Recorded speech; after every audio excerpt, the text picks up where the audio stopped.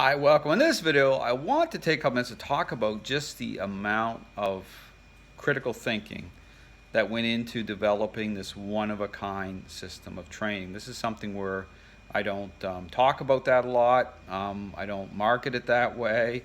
I don't put myself out there like that in terms of, talking about my experience, my background, any of that.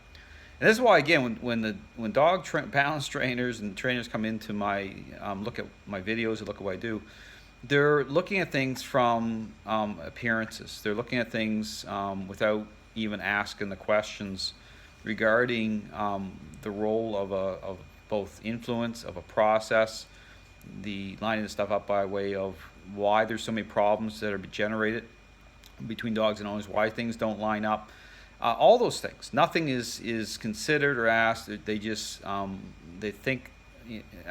I can't help but say one-dimensional, but they think in a very appearance-based way, superficial way.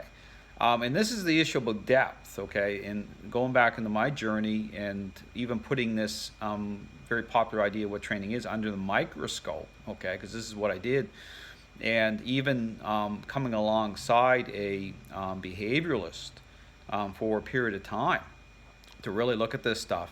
That's what I did. And even at the time when I saw how many people were coming to me who were struggling, and the fact that even through the system, how it developed, I never came into agreement. Understand that I never bought into, that system. Originally, when I was a canine officer, I was working within the framework of that at a certain level.